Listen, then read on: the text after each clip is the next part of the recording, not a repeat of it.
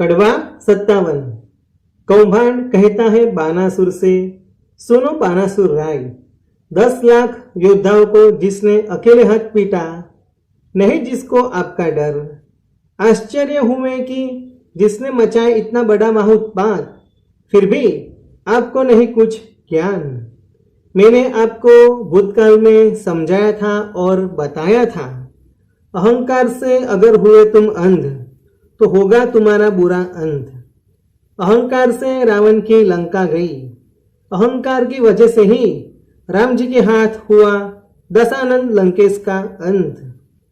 अहंकार चंद्रमा ने भी एक बार किया था, रोहिणी को अपनाया था और दूसरी 26 पत्नियों का उसने तिरस्कार किया था। चंद्रमा के अहंकार का हुआ अंत और हुआ क्षय रोग का रोगी। ऐसे अहंकार के किस्से बहुत हैं बानासुर। अहंकार न रखे कभी और दूसरों का मत देखे कोई गुनाह और कसूर। आपके पिता बलिराजा ने जीती थी पूरी धरती, वामन रूप लेके नारायण आए थे लेने 3 कदम भूमि। आपके पिता को पाताल में पहुंचाया, अभिमान अहंकार कभी मत रखो बानासुर राय। आप खुद अपने मन में सोचो, पहले तुम्हारी धजागिरी हुआ बड़ा महाउत्पात, अब सभी संभल कर सुनो।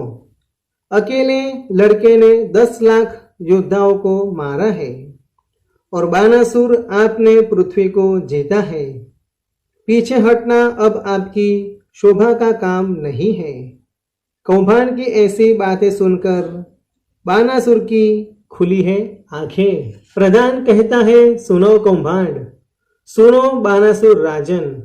आप कहो तो पृथ्वी को सतखंड में रूपांतरित करो, आप कहो तो उसको यहाँ बंदी बनाकर ले आओ, उसमें कौन सा है बड़ा काम।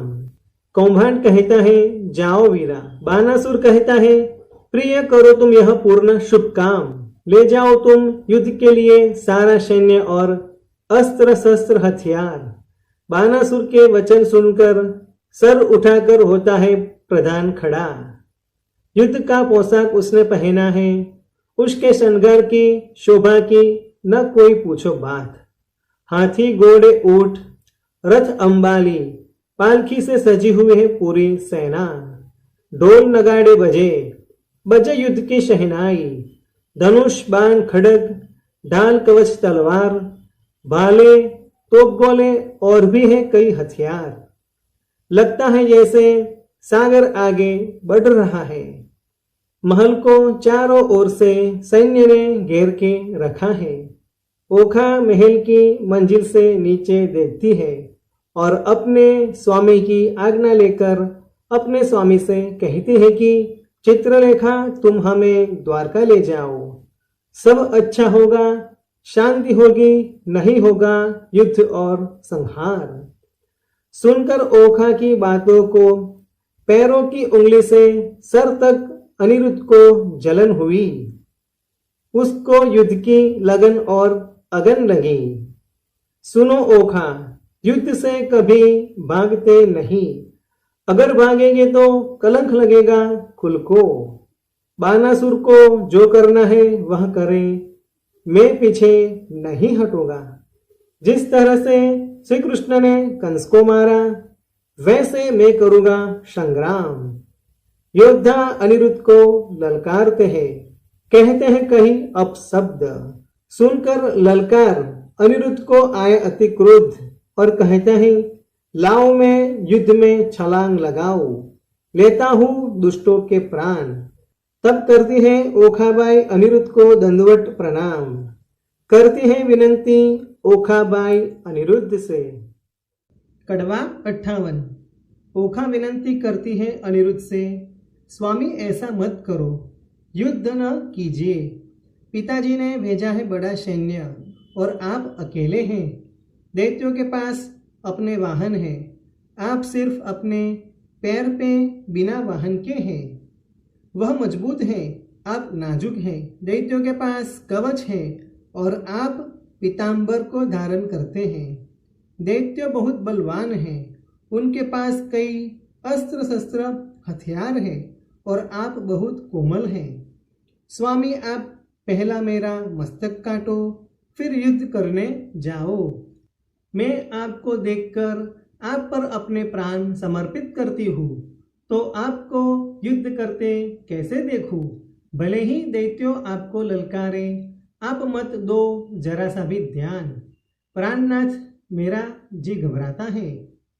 दानवों ने महल को चारों ओर से घेर के रखा है। बानासुर पिता के सैन्य के सामने इंद्र भी कुछ नहीं कर पाता। बानासुर का मंत्री अपने दांत को कसता है। अनिरुद्ध के साथ युद्ध करने के लिए सैन्य है तत्पर तैयार। अनिरुद्ध ओखा से कहता है, युद्ध मुझे करने दो, युद्ध से पीछे हटना है कायरों का काम। अनिरुद्ध ने किया युद्ध में प्रयाण और हुआ शुरू बड़ा भयंकर युद्ध। अनिरुद्ध के बल के सामने नहीं टिक पाते दुष्ट दानव। युद्ध का दृश्य बड़ा ही डरावना है। अस्त्र हथियारों का टकराने का आवाज, ढोल नगाड़े दुदुम्बी की आवाज। अनिरुद्ध ने सैन्य को बढ़ा दिया करारा जवाब। किसी के हाथ पैर तो किसी के शरीर को फोड़ा। सैन्य हुआ चकराचूर। युद्ध करते अनिरुद्ध को देखकर ओखा मन में होती है खुश और सोचती है, मुझे नहीं पता था स्वामी इतने बलवान और बहादुर हैं। मन में ओखा चित्रलेखा से कहती है, सखी, तुमने वाकई ही मुझे एक रत्न ला के दिया है। प्रधान कौभांड सैन्य वापस भागा और आया बानासुर के पास। एक अकेले ने इतनों को मारा, ऐसी खबर हुई बानासुर को। बानासुर को भी आया अति क्रोध और अब स्वयं युद्ध के लिए तैयार हुआ है बानासुर। अस्त्र शस्त्र कवच से सज्ज बानासुर आ रहे हैं युद्ध के लिए। हुई है ओखाबाई को खबर। ओखाबाई अब रोती है। ओखा करती है अब गहरी चिंता। ओखा सोचती है, एक सहस्त्र हाथ वाले मेरे पिता और एक अकेले मेरे प्राणनाथ जी, किसकी होगी जीत? ओखा अनिरुद्ध को आवाज देकर बुलाती है।